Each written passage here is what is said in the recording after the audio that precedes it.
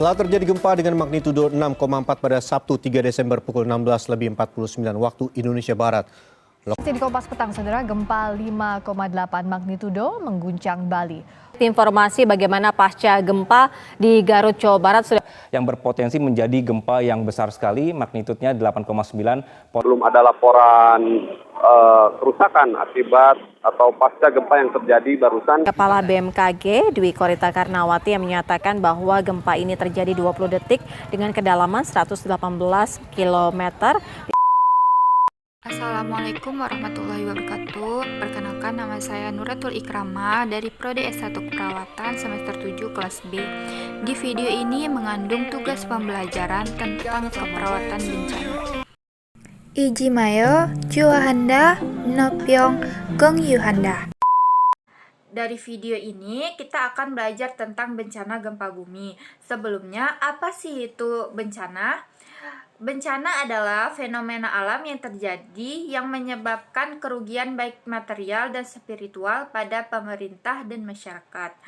Faktor penyebabnya itu ada dua. Yang pertama itu ada faktor alam, yang kedua itu ada faktor non-alam. Faktor alam adalah bencana yang diakibatkan oleh peristiwa atau serangkaian peristiwa yang disebabkan oleh alam, antara lain berupa gempa bumi, tsunami, gunung meletus, banjir, kekeringan, angin topan, dan tanah longsor. Sedangkan yang kedua, faktor penyebab bencana dari faktor non-alam adalah bencana yang diakibatkan oleh peristiwa atau serangkaian peristiwa yang disebabkan oleh non-alam, antara lain berupa gagal teknologi, gagal modernisasi, epidemi, dan wabah penyakit. Setelah itu, kita masuk ke materi inti tentang bencana gempa bumi. Bencana gempa bumi adalah peristiwa berguncangnya bumi yang disebabkan oleh tumbukan antara lempeng bumi, aktivitas sesar atau patahan, aktivitas gunung api, atau runtuhan bangunan. Jenis bencana ini bersifat rusak, dapat terjadi setiap saat dan berlangsung dalam waktu singkat. Nah, penyebab dari gempa bumi itu melalui getaran tanah. Gempa bisa mengakibatkan rusaknya fungsi lingkungan hidup, ruang publik, masyarakat, erosi, terkikisnya tanah, dan terkadang ada pencemaran tanah yang membuat perubahan alam. Selain itu, apabila gempa bumi terjadi di sekitar pantai atau lautan, bisa merusak fungsi ekosistem terumbu karang. Gempa bumi yang getarnya sangat kuat dapat menyebabkan kerusakan di permukaan bumi, yaitu berupa hancurnya bangunan rumah, fasilitas umum, dan jatuhnya korban jiwa. Akibat yang ditimbulkan dari gempa bumi tersebut sangat merugikan kita ya adik-adik. Coba deh adik-adik perhatikan Bahwa korban meninggal akibat gempa terakhir dari BPBD sebanyak 162 orang meninggal. Iya, baik Ibu. Bismillah, insya Allah kami bantu doa ya Bu ya. Ada 4 posko kesehatan untuk pasien yang terdampak gempa bumi dan hingga malam tadi terlihat posko pengungsian dipadati dengan pasien. Santri asal desa Banjarsari, Kecamatan Ketanggungan yang meninggal adalah Muhammad Wildan, Husnul Yakin, dan Faiz Nur Fahmi.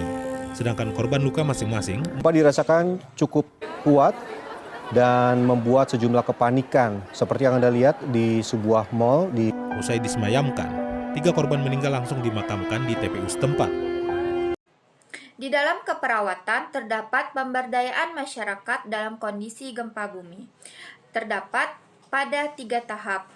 Yang pertama itu adalah sesaat setelah gempa bumi atau hari pertama hingga hari ketiga.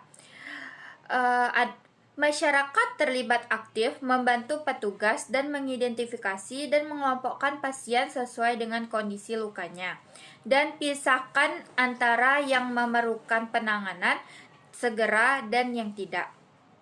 Adapun tanda untuk membedakan penanganannya. Yang pertama, ada prioritas 0 atau hitam, yaitu pasien meninggal atau cedera parah yang jelas tidak mungkin untuk diselamatkan, pengelompokan label triase.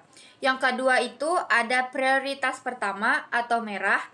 Penderita cedera berat dan memerlukan penilaian cepat dan tindakan medik atau transfer segera untuk menyelamatkan hidupnya.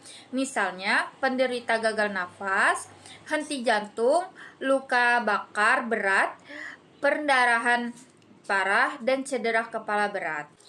Yang ketiga, ada prioritas kedua atau kuning. Pasien memerlukan bantuan namun dengan cedera dan tingkat yang kurang berat dan dipastikan tidak akan mengalami ancaman jiwa dalam waktu dekat. Misalnya, cedera abdomen tanpa shock. Abdomen ini dimaksud dengan perut ya. Yang kedua ada luka bakar ringan, fraktur, atau patah tulang tanpa shock. Yang keempat ada prioritas ketiga atau hijau, yaitu pasien dengan cedera minor dan tingkat penyakit tidak membutuhkan pertolongan segera, serta tidak mengancam nyawa dan tidak menimbulkan kecacatan.